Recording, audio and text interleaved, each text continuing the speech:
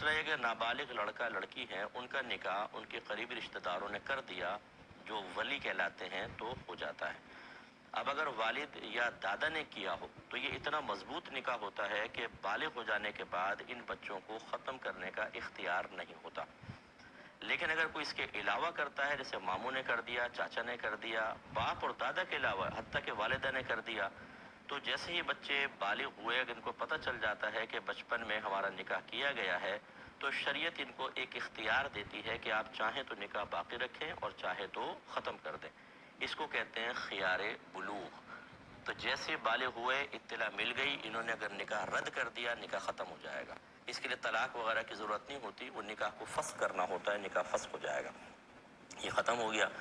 لیکن یاد رکھیں کہ باپ دادا بھی اگر نابالغی میں بچوں کا نکاح کریں گے تو صحیح جگہ کرنا ان کے لیے لازم ہوگا۔ لہٰذا اگر پہلی مرتبہ ہے، ایک بچی کا کر دیا، تو اس کے لیے تو فقہاء نے فرمایا ٹھیک ہے، باپ دادا کا نکاح بڑا مضبوط ہوتا ہے، کیونکہ وفور شفقت بہت زیادہ ہوتی ہے، ان میں پیار محبت بہت زیادہ ہوتی ہے، تو امید ہے کہ صحیح جگہ کیا ہوگا۔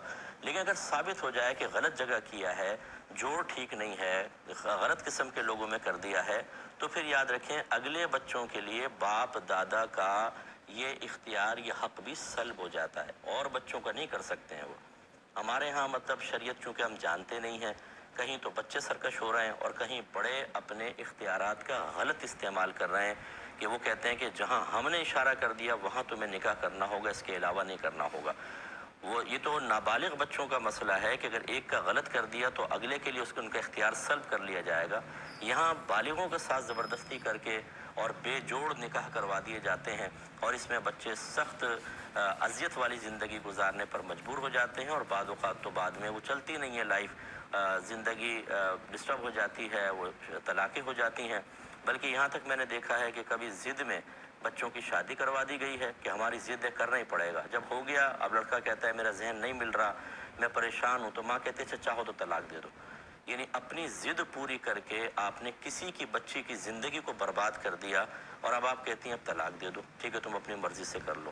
تو پہلے یہ سب چیزیں کہاں چلی گئی تھیں؟ تو خدا نہ خواستہ میں بچوں کو کوئی جرأت مند یا دلیر نہیں کر رہا ہوں ماں باپ کے خلاف، آپ کو بھی دائرہ ادب میں رہنا ہوگا، اور ماں باپ کی مرضی سے جو کام کیا جاتا ہے ان کی دعاؤں کے ساتھ اس میں بے حد برکت بھی ہوتی ہے، اس کا انکار نہیں ہے۔ کتنے ہی میرے پاس تو کیسز آتے ہیں جو لو میرجز کر چکے ہیں، سر پکڑ کے بیٹھے ہوئے ہیں۔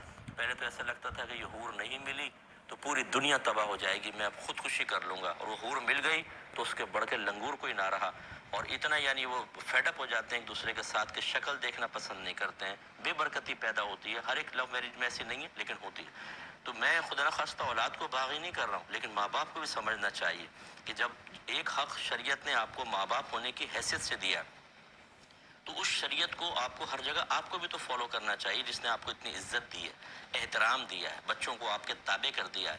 وہی شریعت نکاح کروانے کے سلسلے میں آپ کے لیے بھی تو کچھ ہدایات فراہم کر رہی ہے۔ کبھی آپ نے وہ ہدایات جاننے کی زحمت گوارہ کی ہے؟ کبھی آپ نے دیکھا ہے کہ اس سلسلے میں بچوں کے ذاتی رائے کا کیا احترام شریعت نے روا رکھا ہے؟ نہیں، ان کی کوئی رائے نہیں ہے، ہماری رائے ہوگی۔ خدا را ان علوم کو سیکھیں، ورنہ آخرت میں تباہی ہو سکتی ہے۔ ایک مختصر سے